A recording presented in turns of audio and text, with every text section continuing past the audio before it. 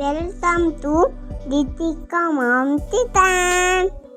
ಎಲ್ಲರಿಗೂ ನಮಸ್ಕಾರ. ನಾನು ಪವಿತ್ರ. ಇವತ್ತಿನ ರೆಸಿಪಿ ಶಾವಿಗೆ ಉಪ್ಮಾ ಮಾಡೋದು ಹೇಗೆ ನೋಡೋಣ. ಅದಕ್ಕೂ ಮುಂಚೆ ಯಾರೆಲ್ಲ ನಮ್ಮ ಚಾನಲ್ನ ಹೊಸದಾಗಿ ನೋಡ್ತಾ ಇದ್ದೀರಾ ಪ್ಲೀಸ್ ಇವಾಗಲೇ ಸಬ್ಸ್ಕ್ರೈಬ್ ಮಾಡ್ಕೊಳ್ಳಿ, ಬೆಲ್ ಬಟನ್ನ ಕ್ಲಿಕ್ ಮಾಡೋದನ್ನ ಮರಿಬೇಡಿ. ಬನ್ನಿ ಹೇಗೆ ಮಾಡೋದು ಅಂತ ನೋಡೋಣ. 2 ಪ್ಯಾಕೆಟ್ ಶಾವಿಗೆನ ತೊಗೊಂಡಿದ್ದೀನಿ. ಅನಿಲ್ ಶಾವಿಗೆನ ನಾನು ತೊಗೊಂಡಿದ್ದೀನಿ. ಪಕ್ಕದಲ್ಲಿ ನೀರನ್ನ ಕಾಯಕ್ಕೆ ಇಟ್ಕೊಂಡಿದ್ದೆ, ಅದಕ್ಕೆ ಅನಿಲ್ ಶಾವಿಗೆನ ಇವಾಗ ಹಾಕೋತಾ ಇದ್ದೀನಿ.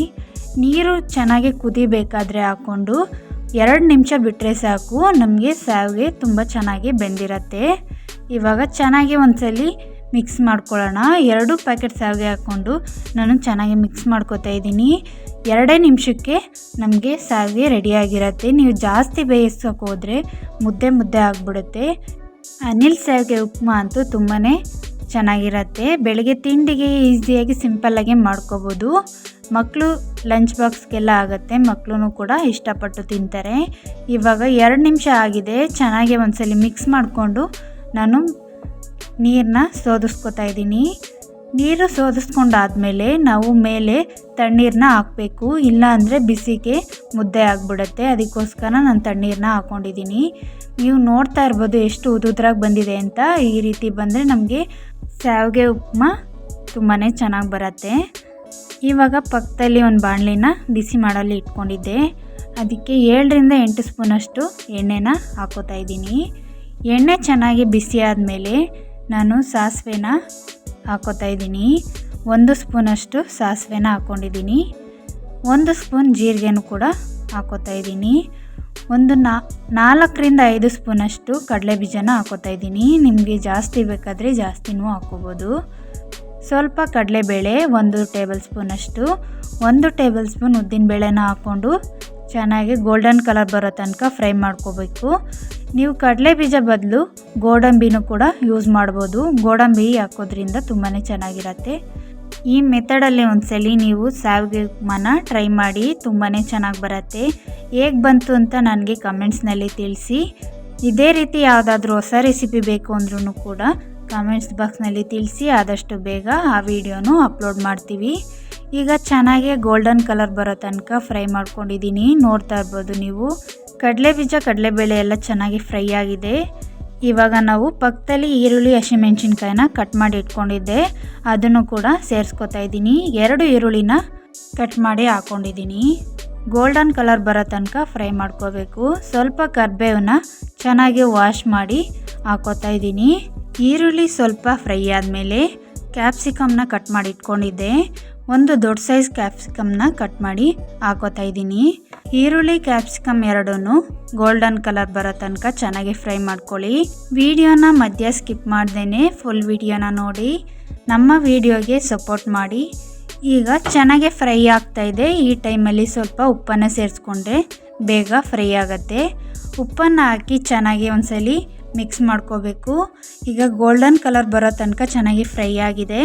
3 ಟೊಮೆಟೊನ ಕಟ್ ಮಾಡಿ ಇಟ್ಕೊಂಡಿದ್ದೆ, ಅದನ್ನು ಕೂಡ ಇವಾಗ ಸೇರಿಸ್ಕೊಂಡು ಚೆನ್ನಾಗಿ ಟೊಮೆಟೊ ಸಾಫ್ಟ್ ಆಗೋ ತನಕ ಬೇಯಿಸ್ಕೊತಾ ಇದ್ದೀನಿ. ನಿಮಗೆ ಟೊಮೆಟೊ ಇಷ್ಟ ಇಲ್ಲ ಅನ್ನೋರು ಟೊಮೆಟೊನ ಸ್ಕಿಪ್ ಮಾಡಿ ನಿಂಬೆಹಣ್ಣನ್ನೇ ಯೂಸ್ ಮಾಡ್ಕೋಬೋದು. ನಾನು 2 ಯೂಸ್ ಮಾಡಿದ್ದೀನಿ.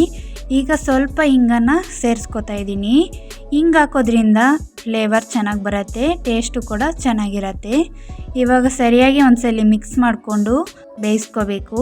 ಟೊಮೆಟೊ ಎಲ್ಲ ಸಾಫ್ಟ್ ಆದಮೇಲೆ ನಾನು ಪಕ್ಕದಲ್ಲಿ ತರಕಾರಿನ ಬೇಯಿಸಿಟ್ಕೊಂಡಿದ್ದೀನಿ. ಕ್ಯಾರೆಟು ಮತ್ತು ಹುಳ್ಳಿಕಾಯಿ, ಎಲೆಕೋಸು 3 ಬೇಯಿಸಿ ಇಟ್ಕೊಂಡಿದ್ದೆ. 1 ಕಪ್ ಆಗೋಷ್ಟು ಹಾಕೋತಾ ಇದ್ದೀನಿ. ನೀವು ಬೇಕಿದ್ರೆ ಎಣ್ಣೆಯಲ್ಲಿ ಫ್ರೈ ಮಾಡಿನೂ ಕೂಡ ಒಗ್ಗರಣೆಯಲ್ಲೇ ಬೇಯಿಸ್ಕೋಬೋದು. ಆ ರೀತಿ ಮಾಡೋದ್ರಿಂದ ಲೇಟ್ ಆಗುತ್ತೆ ಅಂತ ನಾನು ಸಪ್ರೇಟಾಗಿ ಬೇಯಿಸ್ಕೊಂಡಿದ್ದೆ. ಈ ರೀತಿ ಬೇಯಿಸಿ ಹಾಕೊಳ್ಳೋದ್ರಿಂದ ಕ್ವಿಕ್ಕಾಗಿ ಬೇಗನೆ ಆಗುತ್ತೆ, ಅದಕ್ಕೋಸ್ಕರ ಬೇಯಿಸಿ ಹಾಕ್ಕೊಂಡಿದ್ದೀನಿ. ನೀವು ಬೇಕಿದ್ರೆ ಡೈರೆಕ್ಟ್ ಹಂಗೆ ಹಾಕೋಬೋದು. ಇವಾಗ ಚೆನ್ನಾಗಿ ಒಂದ್ಸಲಿ ಮಿಕ್ಸ್ ಮಾಡಿಕೊಂಡು 1-2 ನಿಮಿಷ ಫ್ರೈ ಮಾಡಿಕೊಂಡ್ರೆ ಸಾಕು. ಏಕೆಂದರೆ ಮೊದಲೇ ತರಕಾರಿ ಎಲ್ಲ ಬೆಂದಿದೆಯಲ್ಲ, ಅದಕ್ಕೆ ಜಾಸ್ತಿ ಬೇಯಿಸೋ ಅವಶ್ಯಕತೆ ಇರೋದಿಲ್ಲ. ಇವಾಗ ಚೆನ್ನಾಗಿ 1-2 ನಿಮಿಷ ಫ್ರೈ ಮಾಡ್ಕೊಂಡಿದ್ದಾದಮೇಲೆ 1/4 ಟೇಬಲ್ ಸ್ಪೂನಷ್ಟು ಅರಿಶಿನ ಹಾಕೋತಾ ಇದ್ದೀನಿ. ನಿಮಗೆ ಯೆಲ್ಲೋ ಕಲರ್ ಜಾಸ್ತಿ ಬೇಕು ಅಂದರೆ ಇನ್ನೂ ಸ್ವಲ್ಪ ಹಾಕೋಬೋದು. ಸ್ವಲ್ಪ ಕಾಯಿ ತುರಿನ 1/2 ಕಪ್ಪಷ್ಟು ಹಾಕೋತಾ ಇದ್ದೀನಿ. ಕಾಯಿ ತುರಿ ಹಾಕೋದ್ರಿಂದನೂ ತುಂಬ ಚೆನ್ನಾಗಿರುತ್ತೆ. ಕಾಯಿ ತುರಿ ಮತ್ತು ಅರಿಶಿನ ಹಾಕಿದ್ಮೇಲೆ ಸರಿಯಾಗಿ ಒಂದ್ಸಲಿ ಮಿಕ್ಸ್ ಮಾಡ್ಕೋಬೇಕು. ಈ ರೀತಿ ಶಾವಿಗೆ ಉಪ್ಮಾನ ಮಕ್ಕಳಿಗೆಲ್ಲ ಮಾಡಿಕೊಟ್ರೆ ತುಂಬಾ ಇಷ್ಟಪಟ್ಟು ತಿಂತಾರೆ. ಮನೆಯವರು ಕೂಡ ತುಂಬಾ ಇಷ್ಟಪಡ್ತಾರೆ. ನೀವು ಒಂದ್ಸಲಿ ಟ್ರೈ ಮಾಡಿ. ಈಗ ಚೆನ್ನಾಗಿ ಮಿಕ್ಸ್ ಮಾಡ್ಕೊಂಡಿದ್ದಾಗಿದೆ. ಪಕ್ಕದಲ್ಲಿ ನಾವು ಶಾವಿಗೆನ ಬೇಯಿಸಿಟ್ಕೊಂಡಿದ್ವಲ್ಲ ಅದನ್ನು ಇವಾಗ ಸೇರಿಸ್ಕೊತಾ ಇದ್ದೀನಿ. ನೀವು ನೋಡ್ತಾ ಇರ್ಬೋದು ಎಷ್ಟು ಉದುದ್ರಾಗಿ ಬಂದಿದೆ ಅಂತ. ಈ ಮೆಥಡಲ್ಲಿ ಟ್ರೈ ಮಾಡಿದ್ರೆ ಪರ್ಫೆಕ್ಟಾಗಿ ಬರುತ್ತೆ. ಈಗ ರುಚಿಗೆ ತಕ್ಕಷ್ಟು ಉಪ್ಪು, 1 ನಿಂಬೆಹಣ್ಣನ್ನು ಹಾಕೋತಾ ಇದ್ದೀನಿ. ನಿಮಗೆ ಹುಳಿಗೆ ತಕ್ಕಷ್ಟು ಹಾಕೋಬೋದು.